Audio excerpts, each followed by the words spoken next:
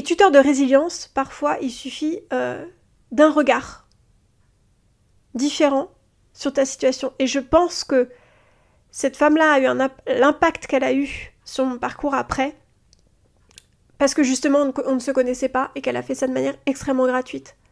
Donc c'est vrai que, bizarrement, ça a toujours plus d'impact que ce que peuvent te donner comme éloge les personnes qui te connaissent, qui t'aiment, etc., etc. Donc, tous, nous nous cherchons, quelquefois par la contrainte que nous imposent nos limites, parfois par le cri de notre être qui demande à être vu, à être entendu, à contribuer à la hauteur de nos promesses respectives. Tous, nous cherchons à libérer cette fameuse licorne, ce fameux moi authentique. Alors bienvenue dans ce podcast de l'introspection et de l'autorisation collective. Je suis Clémence et je vais te partager l'exploration de certaines perspectives qui peuvent secouer, autoriser, laisser un peu plus de lumière passer à travers nos failles, faire passer de l'autre côté de certains miroirs. Tout simplement parce que je sens au plus profond de moi que l'univers, la vie, l'argent, l'amour ne demandent qu'à danser avec toi et que notre Together Made, le tissu de l'humanité, te réclame. Qui es-tu pour refuser au monde ta couleur, ta lumière et ta grandeur très spéciale et très unique?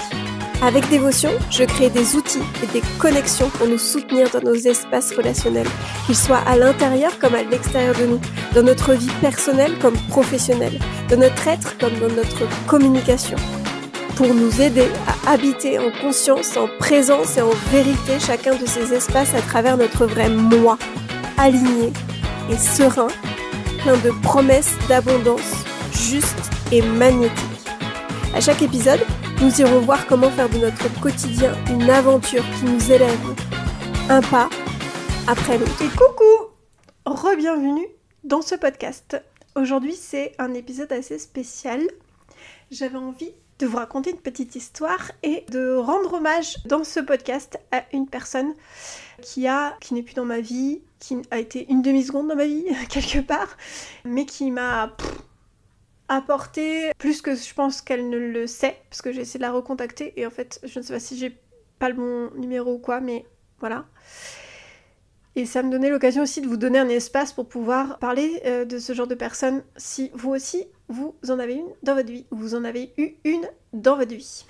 Je vais vous parler, et je vais pas donner son nom de famille, je pense, je veux pas non plus je vais vous parler de Evaline. Evaline, pour vous donner un peu la chronologie de ce récit. En gros, j'ai pu vous évoquer un peu dans un autre épisode, je crois, mon parcours. Moi, j'ai fait ma scolarité. Vous savez, l'élève, voilà, juste le minimum pour qu'on lui foute la paix, c'était moi. Voilà.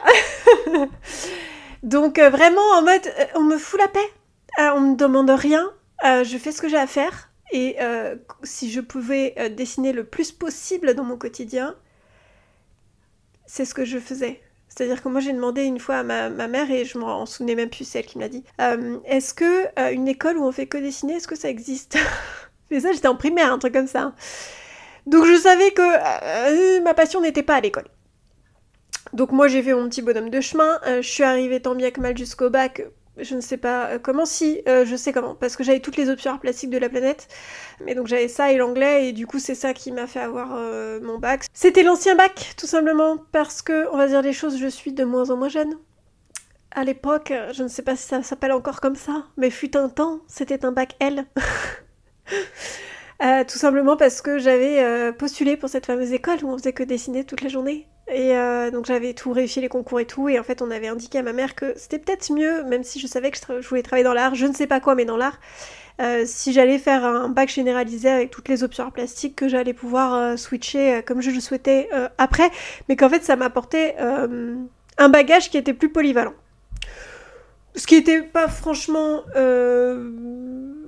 le cas au final, parce qu'en fait je vous la fais courte, mais normalement j'aurais dû faire une année de mise à niveau, etc. Donc voilà, plus de taf quoi. Bref, en tout cas, j'ai fait mon bac, je l'ai eu, est arrivé post-bac, le cauchemar de tous les parents et de tous les élèves.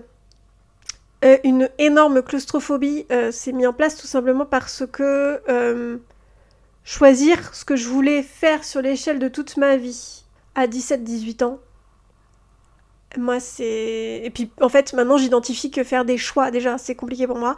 Mais alors, faire des choix, le mettre dans un tableau, mettre un ordre de choix, et essayer d'être prise, pour moi, maintenant, si j'analyse, je pense que, de un, ça me rendrait claustrophobe, tout simplement parce qu'en fait, on me demande de choisir ce que je veux faire sur l'échelle de ma vie, alors que j'en sais rien, et que c'est genre le stress, en fait. Est-ce que je vais vouloir faire ça toute ma vie? Ben, j'en sais rien, moi, en fait.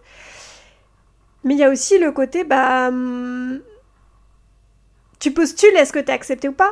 Du coup, on va parler... Enfin, moi, je pense inconsciemment, j'avais lié ça à ma valeur. Donc, forcément, c'était pas un truc qui me mettait en joie. Donc, je me suis dit, on va prendre la tangente, on va faire un CAP fleuriste. CAP fleuriste, tout simplement, parce qu'il y avait le côté composition, événementiel, mais vraiment le côté déco, etc., moi, qui me parlait beaucoup. Et puis là, j'étais sûre d'être prise, parce qu'un CAP après un bac, on le fait en une année, et on est sûr d'être pris. Donc je pense qu'aussi ça, l'estime de soi, c'était pas dingue à ce moment-là, donc ça a donné ça. J'arrive chez les fleuristes, je fais tout, etc. Il se trouve qu'en plus, j'ai dû faire 2 boutiques dans l'année, parce qu'il y a eu un micmac, enfin bref. Et dans les 2, je me retrouve à tenir la boutique avec les patrons qui se barrent. Voilà, parce que dans bien des expériences d'alternants et d'alternantes, c'est ça.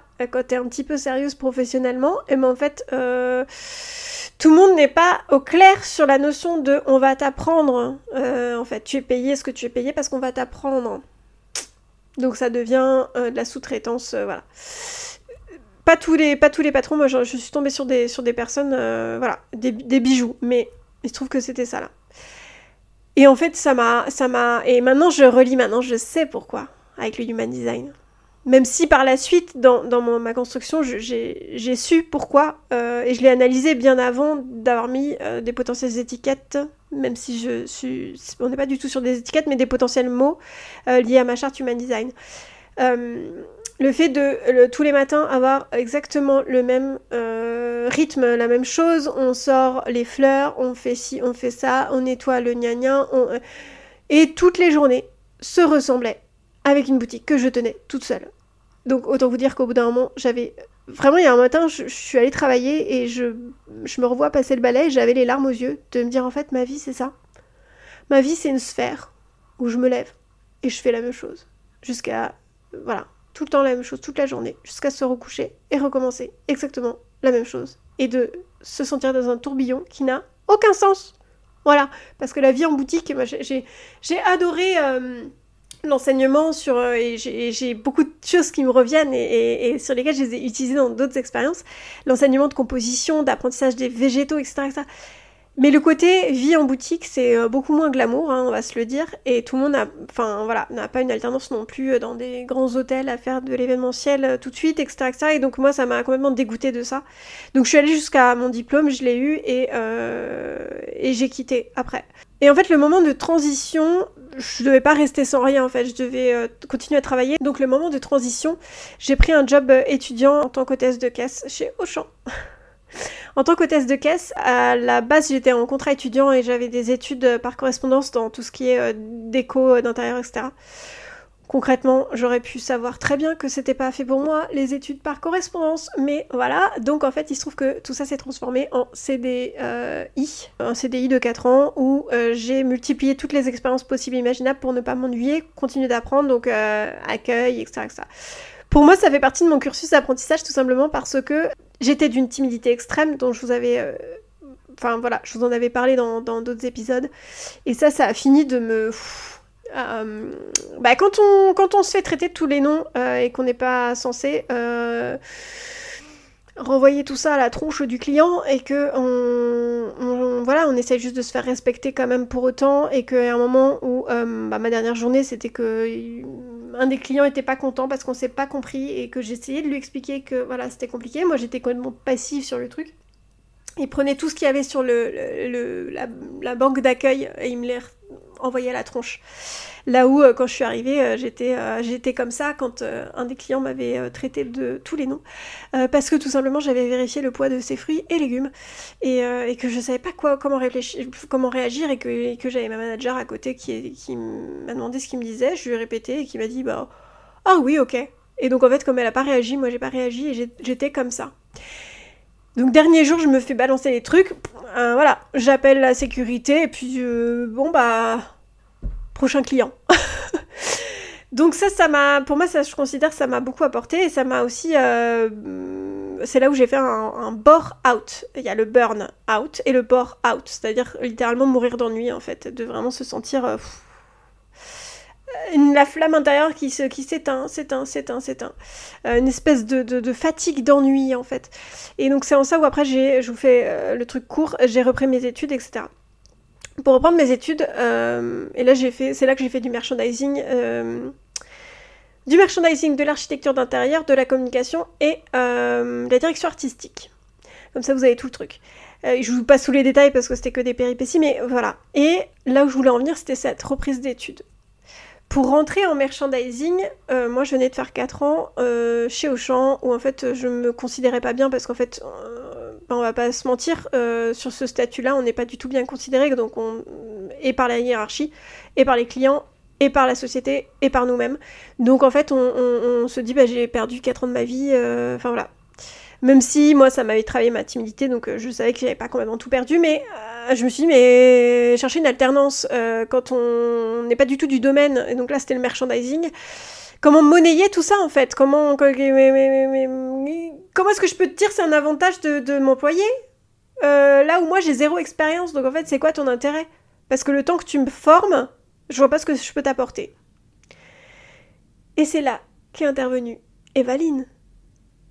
En fait, moi, j'ai fait du dessin et de la peinture depuis toute petite, depuis mes 7 ans, mais il se trouve que j'ai switché à 8 ans, j'ai une autre prof de dessin-peinture qui après m'a suivie jusqu'au lycée, jusqu'au moment où après j'ai arrêté. Et donc je suis revenue la voir parce que je me suis dit merchandising aussi, là c'était le tout aussi, il fallait postuler à l'école de merchandising, qui avait aussi un côté un peu artistique dans la composition de vitrines, etc. Ah oui, merchandising, je sais pas si ça vous parle, mais c'est pas les goodies, les trucs machin. Oui, mais en fait, c'est vraiment la décoration commerciale, si je puis m'exprimer ainsi. Il y a différents types qui vont du plus créatif au moins créatif. Et moi, je suis allée toucher jusqu'au plus créatif. C'était génial, j'ai adoré. Bref. Donc à ce moment-là, je me dis, il faut que je postule à l'école, mais comment postuler à une école? Moi, j'ai fait que hôtesse de caisse à Auchan, en fait. Oui, j'ai fait de la fleuristerie, mais voilà. Et donc, je vais voir cette prof de dessin pour essayer de constituer un portfolio de dessin, etc. avec elle. Et elle-même était en train de donner un cours, c'était un mardi soir, je crois, mercredi soir, je ne sais plus. Bref, on s'en fout. Elle était en train de donner un cours, donc il y avait des élèves, et donc je suis venue pendant ce cours-là, et elle m'a accompagnée là-dessus. Pendant ce cours-là, il se trouve qu'il y avait Evaline qui était élève de cette même prof. Et donc, moi, je parlais avec ma prof, on discutait de tout ça, de mon projet, de mon dossier de dessin, etc. Je pourrais même rendre hommage à cette prof-là, accessoirement, Armelle, voilà. Mais vous verrez pourquoi spécifiquement je vais parler d'Evaline, parce que c'est pas tant parler que d'elle, mais de ce qu'elle représente. J'étais en train de discuter avec ma prof de dessin de tout ça, en train d'essayer de sélectionner les dessins que je voulais mettre en avant, etc. Et puis, il y avait Evaline, je la sentais qui tournait autour comme ça, mais moi, on s'était pas parlé, à part dire bonjour, voilà. Et petit à petit, elle me pose des questions, tout ça, elle s'intéresse. Donc, je lui réponds. Et là, elle me donne sa carte et elle me dit « Appelle-moi, on va préparer ton entretien ensemble. » Moi, je me dis « on se connaît ni d'Ève ni d'Adam, elle veut prendre du temps pour moi. » C'est extrêmement gentil. J'apprends ensuite qu'en fait, elle faisait partie d'un grand groupe et qu'elle était dans tout ce qui était RH et relationnel et tout. Donc, d'autant plus, je me suis dit « entretien d'embauche avec une RH, excusez-moi. Tu une nana qu'on se connaît pas du tout. » À quel moment, en fait? Et c'est comme ça qu'après, une fois rentrée chez moi, on s'est appelé et on a passé 1 à 2 heures ensemble, où elle m'a fait un entretien au téléphone. Et elle me pose des questions du type qu'est-ce que vous avez appris? Qu'est-ce que si? Qu'est-ce que ça? Voilà, elle essaie de creuser. Et moi, je savais pas quoi répondre. J'ai appris, j'en sais rien. La relation client, je ne sais pas. Et c'est là qu'elle a repris avec moi tout mon CV. Et qu'elle m'a fait le détail de tout le savoir-être. Et là, peut-être que ça va vous parler parce que j'en parle en long, en large et en travers, que ce soit sur Instagram, sur mon site, etc. C'est là que j'ai appris et compris la notion de savoir-être. Tout ce que tu as fait dans ta vie pro et perso font de toi ce que tu es et ce que tu peux individuellement parlant et de manière extrêmement unique apporter à une entreprise. Ensuite, ça match ou ça match pas, mais c'est juste une réponse en termes de candidature qui va ou pas répondre à un besoin. Mais quand tu décortiques toutes tes expériences les plus infimes, et c'est là que je vais rejoindre la notion de qualité-défaut qui en fait n'ont aucun sens, tout est qualité, tout est défaut en même temps.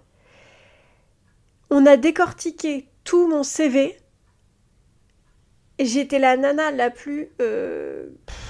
avec le plus de compétences de la planète, quoi. Vraiment. Et ça, passer 2 heures avec une inconnue qui t'aiguille là-dessus et qui te regarde, et c'est vraiment... Et j'adore la notion de tuteur de résilience. Puis j'adore tuteur parce qu'en fait, ça rend humble aussi. Quand on voit l'image de tuteur à tomate, c'est pas le tuteur qui porte la tomate pour qu'elle se lève. Le tuteur à tomate, c'est juste un piquet en bois qui est planté dans la terre, sur lequel la tomate s'appuie pour grandir. Et donc j'adore ça. Et tuteur de résilience, parfois, il suffit d'un regard différent sur ta situation. Et je pense que cette femme-là a eu l'impact qu'elle a eu sur mon parcours après, parce que justement, on ne se connaissait pas et qu'elle a fait ça de manière extrêmement gratuite. Donc c'est vrai que, bizarrement, ça a toujours plus d'impact que ce que peuvent te donner comme éloge les personnes qui te connaissent, qui t'aiment, etc., etc. Donc... j'ai pas réussi à la recontacter, mais régulièrement, j'essaie de regarder où est-ce que je peux envoyer un message pour dire voilà 2 heures de temps que vous m'avez donné qui ont été rentabilisées. Parce qu'en fait, à la base, moi, je partais dans mes études pour que 2 années et me barrer ensuite. Et en fait, j'en ai fait 6 des années d'études. Des apprentissages, des compétences, d'aller creuser en moi, d'aller creuser dans mes études, d'aller creuser dans les domaines, dans les expertises respectives, etc., etc. Cette femme... qui ne me connaissait pas, a donné 2 heures de son temps pour m'apporter un regard sur moi-même que je n'avais pas. Et ça, donc je pose ça là, si jamais, Evaline, je vais pas donner son nom de famille parce que je veux pas, je sais pas trop, elle a l'air d'être une femme discrète, donc voilà. Mais ce que je voulais vous partager aussi, et ce serait très cool de le mettre en commentaire, etc., c'est est-ce que vous avez ce genre de personnes dans votre vie ? Et moi aussi, au-delà de ça, de ce qu'elle m'a apporté, elle m'apporte aussi énormément d'inspiration pour me dire que quand bien même c'est un sourire, quand bien même c'est un regard, quand bien même c'est une parole, on peut tous être cette personne-là pour quelqu'un d'autre. Tous. Et dans tous les accompagnements que je propose à mes clients, ok, c'est mes clients. Mais j'ai à cœur qu'il y ait au moins un regard, un sourire, une parole, une idée, une piste qui puisse être en mode Evaline pour la personne. Parce que on ne se rend pas compte de l'impact qu'on peut avoir sur une personne.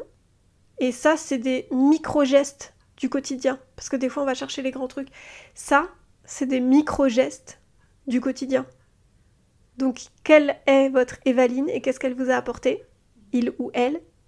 Je serais très curieuse de le lire en commentaire. Et ce serait une manière aussi de rendre hommage à la personne et de lui dire à quel point elle a apporté. Très curieuse de discuter de tout ça avec vous comme d'habitude. Et puis, je vous souhaite une très belle journée et je vous dis à très vite. Salut! Si le ou les sujets évoqués te font penser à quelqu'un ou à une discussion que tu viens d'avoir, c'est que l'impulsion est juste. N'hésite pas à le lui partager. Tu verras, ça pourra peut-être créer un échange d'un autre type. Une exploration à 2. À mon sens, nous sommes tous des répondeurs téléphoniques pour chacune des personnes que nous croisons dans notre vie. Un support pour que la vie puisse transmettre ses messages, alors qui sait, un partage, une parole, un sourire peut peut-être changer une vie. En tout cas, c'est ce en quoi je crois. Et si tu veux soutenir ces partages et cet espace, abonne-toi, fais-toi plaisir au cœur, en étoile, en tout ce que tu veux et rejoins-nous sur la page Instagram d'Incorpore Story. On se tient au jus ? Bien des bisous.